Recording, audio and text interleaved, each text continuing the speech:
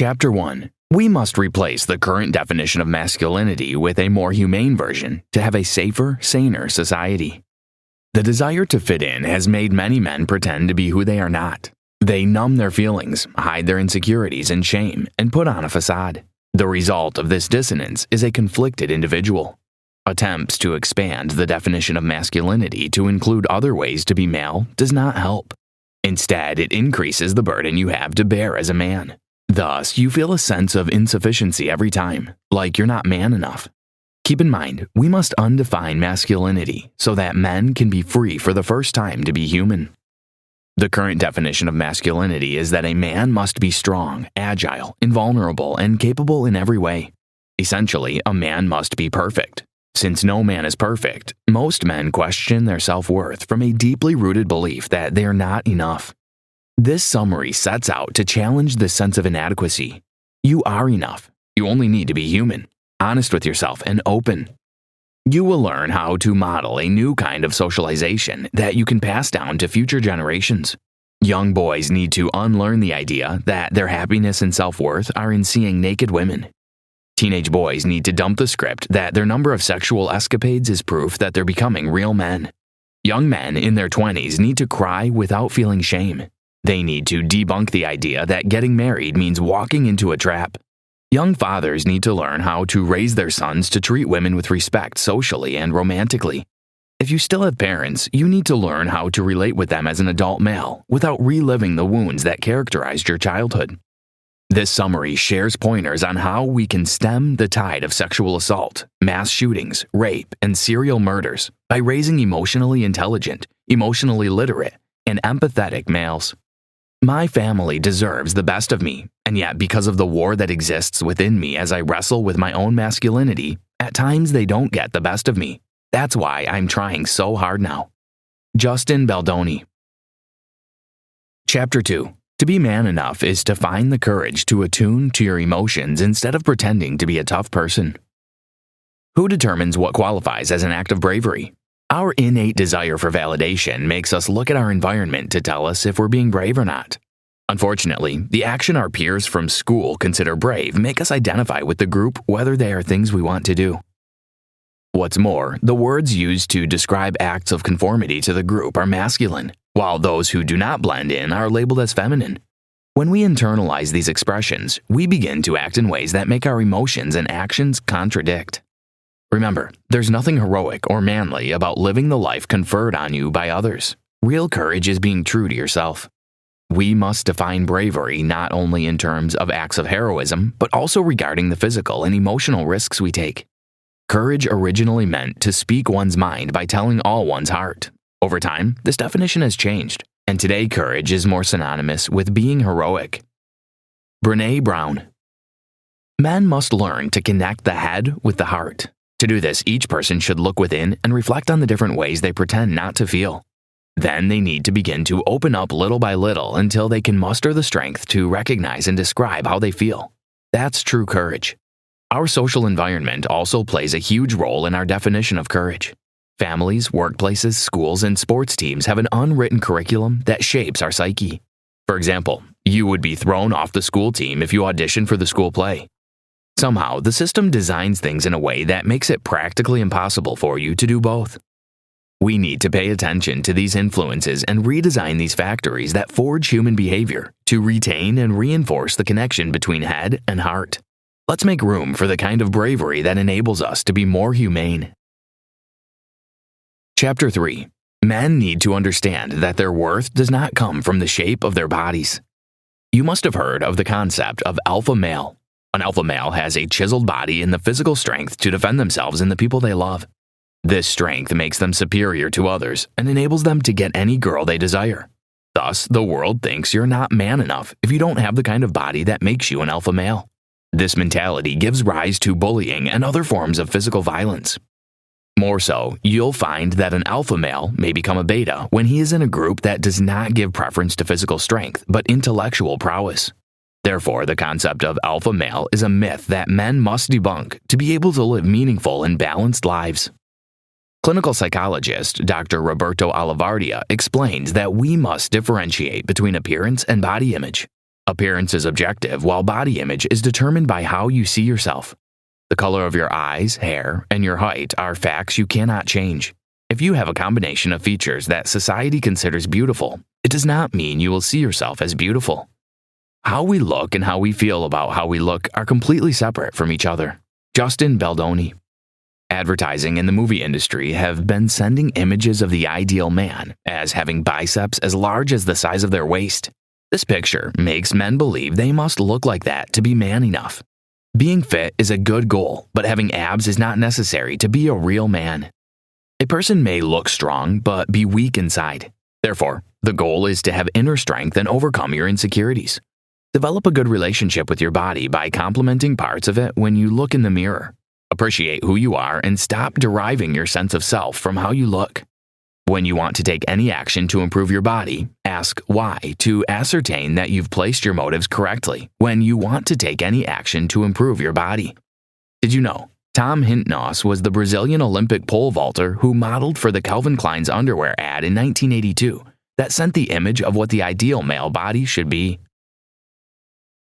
Chapter 4. It's okay not to have all the answers, and a good thing to do is ask for help. The educational system often applies a single approach to teaching students with various qualities. Anyone who doesn't perform well academically feels less than or gets a tag that says, attention deficit disorder. When you believe you are less than because the school says so, it affects how you see yourself, even when you are not in school.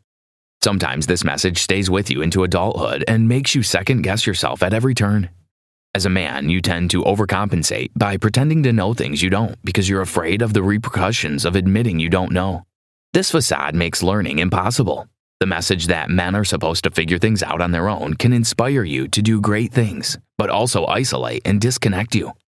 You must be able to determine when you're crossing the line of inspiration into isolation. It could be as simple as asking for direction. Thinking you don't need help to solve a problem is like inflicting an injury on yourself. The idea of a lone wolf is a myth. Shame and insecurity feed on the male tendency to travel alone. In reality, wolves travel in packs and are organized in a family-like arrangement. Seek mentorship from those who have more experience and knowledge than you. By continuing to exercise the muscle of asking for help and also giving help, we're able to gain valuable information about ourselves, others, and the messages we've been told our whole lives. Justin Baldoni. Through mentorship, you can re-script your life. You will be able to change the things that have hindered you from becoming the man you should be. Be willing to take correction instead of feeling emasculated anytime someone points out your error. To be better at your roles in life, you need to let go of your need to control everything and have all the answers. We are superheroes, but to find more fulfillment, connections, and friendships, we need to work together to defeat a common enemy. Did you know Christopher Columbus discovered America because he miscalculated the distance between Europe and Asia? Chapter 5. You can be confident and insecure, assertive and sensitive, a man and emotional. Overconfidence is a strategy that men use to conceal parts of them that they aren't proud of. So, instead of admitting that you're sensitive, you choose to be assertive. Instead of expressing your emotions, you suppress them. Your male counterparts think you're cool when you act as if nothing bothers you. While these choices may serve you momentarily, they will eventually rob you of a basic need all humans have: connection. Normalize admitting your insecurities and understand that the true test of confidence is your ability to name your feelings. The boys' club is a term that refers to the culture of enforcing certain standards of behavior on men. To be accepted into the club, you had to appear insensitive and not call out the behavior of members of the club unless they are beneath you in the hierarchy. The socialization that boys receive is that they must be loyal to the pack, and this sense of solidarity makes you lose yourself while trying to satisfy the group. You have to be intentional about fighting the urge to condone bad behavior because you don't want the group to kick you out. Instead of pretending to be insensitive, choose to embrace your innate sensitivity. Be open to learning how to honor your feelings and those of others. Understand that insecurity, sensitivity, and emotion are not feminine traits, and assertiveness, physical strength, and confidence are not masculine. All these attributes are human, and to reach the fullness of your humanity, you need to embrace the entire spectrum of qualities. Be authentic with yourself. Authenticity allows us to work from the inside out. We will begin to see the world differently and make an effort to continue to create a saner, safer world. By resolving gender issues, we can address racial prejudice.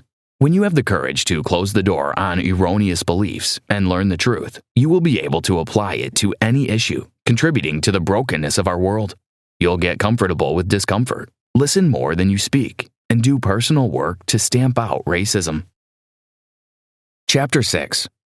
Measure success by what you're able to give and not by what you own. The pursuit of career success has become the goal of the average man today. Many are willing to disconnect from family and causes that are important to them just to rise through the corporate ladder as fast as possible. Everything else becomes dead weight if it doesn't directly enhance your flight to the top. At the root of this problem is materialism. The desire to own things and be the man makes you unable to ask yourself whether you will want what you get when you get what you want. Remember, if your definition of manliness is the possession of material things, you will create problems for yourself for the rest of your life. You must change the criteria, redefine your relationship with success. First, understand that there's no end in sight for the career race. There is no top to get to. You'll keep hunting for more till the day you die. Everyone else will appear to have reached the top except you when you look around, so you fall into the hallucination that doing more will get you to the cherry. Sadly, you'll realize too late that as you get into the room you thought was going to be the last, another door shows up to create a new goal to pursue.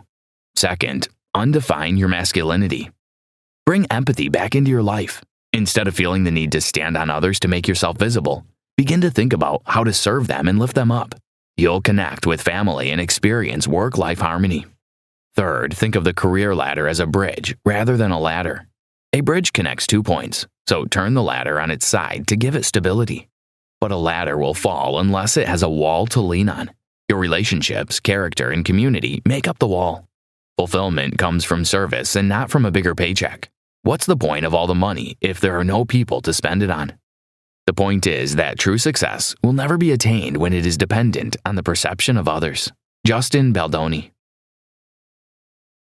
Conclusion. Your goal is to be human enough across all dimensions of your existence. Discard the labels that society may plaster on you. Being human enough means you need to deconstruct how you've learned to behave like a man. Experiencing transformation begins with an acceptance of yourself. While the problem is systemic, you can start with the man in the mirror until your unconscious and subconscious minds internalize what it means to be human. Just as a man needs to tune to his feelings and not aggression to understand how women have been affected by male privilege, a white person needs to give themselves the permission to feel and empathize to understand how their white privilege has affected people of color. Each person's journey is different. Your childhood experiences and the messages you've registered in your mind will determine how you approach the change you need to make. At the same time, you need to understand that what feels most personal to you is universal. That is, you're not alone in the struggle. There are many others who are also trying to overcome the obstacles that stand in the way of their humanity. We can join hands to tackle the problems of physical and emotional abuse, drunkenness, pornography, lack of vulnerability, materialism, bullying, and so on. You deserve to operate at 100%, not 50%. Do not settle for less, but submit to the necessary learning and unlearning that will get you to reach your potential. When we resolve to create new socialization, we will start a new trend to hand over to the next generation. A world with authentic and emotionally intelligent people will do more for our kids than buying them more toys. Try this. Appearance is objective, but how you feel about your body depends on your perception. When next you stand in front of a mirror, mention parts of your body and appreciate each of them. You can adapt the following to meet your needs. My brown eyes are enough. My dark curly hair is enough.